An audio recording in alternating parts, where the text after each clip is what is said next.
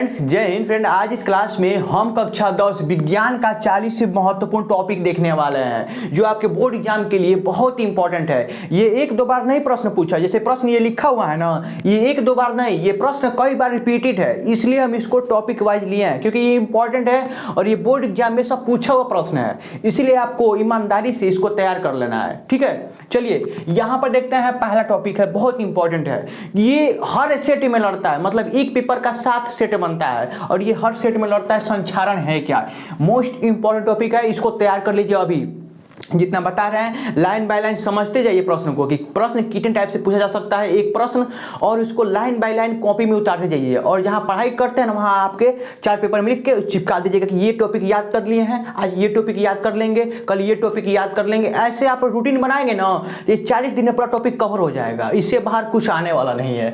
यहाँ पर देखिए दूसरा टॉपिक है विकृत गंधिता, इसको आपको ईमानदारी से तैयार कर लेना है। विकृत गंधिता होता क्या है, ठीक है।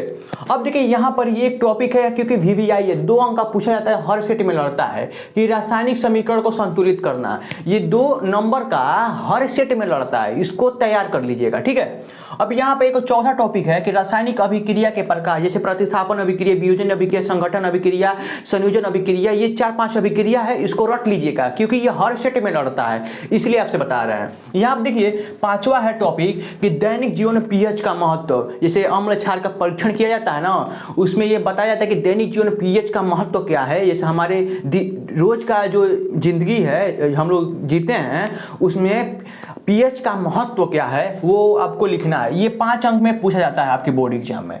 अब यहाँ पे विरंजन चूड़ का फार्मूला पूछा जा सकता है, जैसे बहुविकल्प में पूछेगा तो विरंजन चूड़ का फार्मूला पूछेगा, या विरंजन चूड़ का जैसे कैसे बनाया जाता है उसके बारे में पूछा जा सकता है। देखिए उपयोग पूछा जा सकता है, जैसे टाइप देखिए कितने टाइप से प्रश्न पूछा जा सकता है, ये हर सेट में लड़ता है ना, तो ये आएगा। ये तो बहुत इंपॉर्टेंट है, plaster of page. Baking soda का फार्मूला पूछा जा सकता है, इसको उपयोग और बनाने की विधि, धावन सोडा का उपयोग, बनाने की विधि और फार्मूला पूछा जा सकता है।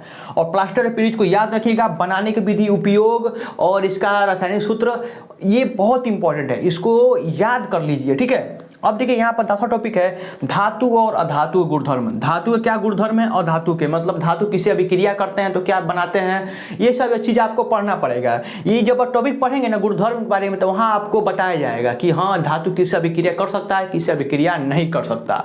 अब यहाँ पर देखिए 11वां टॉपिक सक्रियता श्रेणी, VVI टॉपिक है, इसको अभी कॉपी में नोट कर लीजिए। जितना बताया है इसको लाइन बाय लाइन नोट करते रहिए और समझते रहिए, ये नहीं कि स्क्रीनशॉट लेकर चले जाइए, कुछ समझ में आएगा नहीं। ठीक है, इतना पागल थोड़ी ना, आपको इतना टाइम देंगे, बताएंगे, समझाएंगे कैसे प्रश्न बनेगा। आप 2 से 4 मिनट निकाल कर वीडियो को देख लीजिए ना ईमानदारी से। यहाँ आप देखिए 12वां टॉपिक है क्रियात्मक श्रेणी, जैसे क्रियात्मक समूह, जैसे IUPAC नामकरण आपको पढ़ लेना है, जैसे हेलोजन का, एल्कोहल का, एल्डिहाइड का, कीटोन का, एल्केन का, एल्काइन का, और इसका नाम पद्धति पढ़ना है, मतलब IUPAC नामकरण। जितना लिखा हुआ है टॉपिक उतना ही पढ़ना है, बाहर इसे सिलेबस में आपकी इतना ही है, इसलिए आपको बता रहे हैं। ये 2 अंक आपके बोर्ड एग्जाम में हमेशा पूछा जाता है, IUPAC नामकरण। 13वां टॉपिक है संतृप्त तथा असंतृप्त हाइड्रोकार्बन, ये मोस्ट इंपॉर्टेंट टॉपिक हो जाता है, संतृप्त और असंतृप्त हाइड्रोकार्बन। ठीक है, इसको तैयार कर लीजिएगा, हर सेट में लड़ता है। नहीं विश्वास है तो अपने पेपर का 5 पेपर देखिएगा पिछले साल का, उसमें उसको ओपन करके देख लीजिएगा। और क्या करिएगा, इतना प्रूफ तो हम आपको दे रहे हैं, उतना तो कर सकते हैं। साबुन और अपमार्जक, ये हमेशा पूछा गया है। पोषण के प्रकार याद कर लीजिएगा, पोषण के बारे में पढ़ लीजिएगा। पोषण के बारे में पढ़ेंगे तो उसके अंदर प्रकार भी है, स्वपोषी पोषण, विषमपोषी पोषण, ये हमेशा पूछा गया है।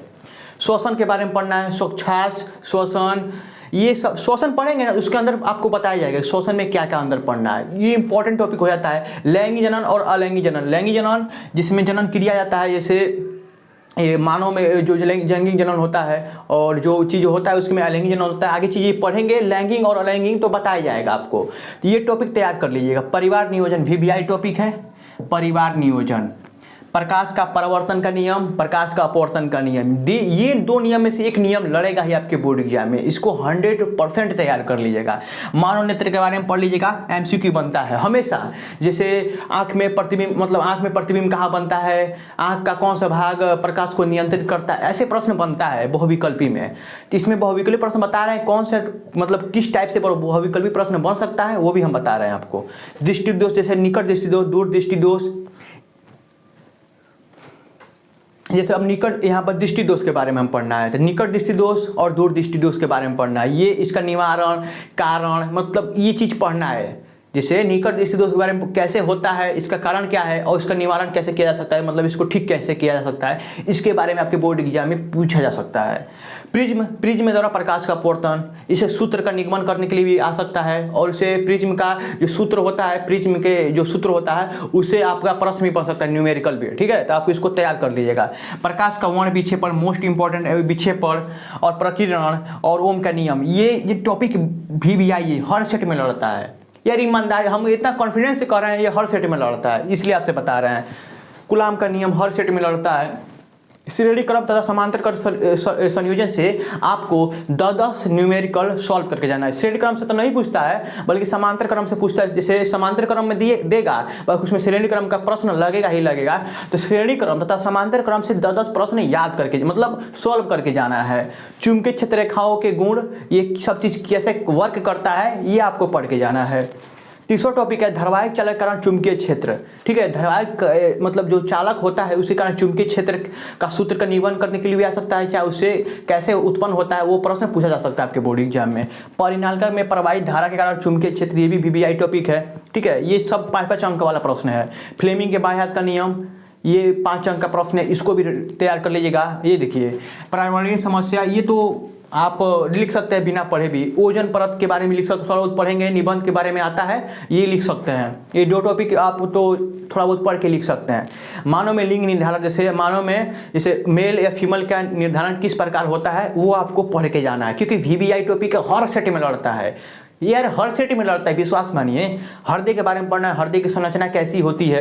नेफ्रॉन, जैसे मूत्र का निर्माण कैसे होता है, नेफ्रॉन की संरचना के बारे में पढ़ना है। वृक्क का बारे में पढ़ना है, जैसे नेफ्रॉन, वृक्क, सब ये चीज़ एक ही है, और नेफ्रॉन सब एक ही चीज़ है। बाकी आप पढ़ेंगे नेफ्रॉन के बारे में तो वहाँ पर बताया जाएगा मूत्र का निर्माण कैसे होता है, यह सब चीज़ बताया जाएगा।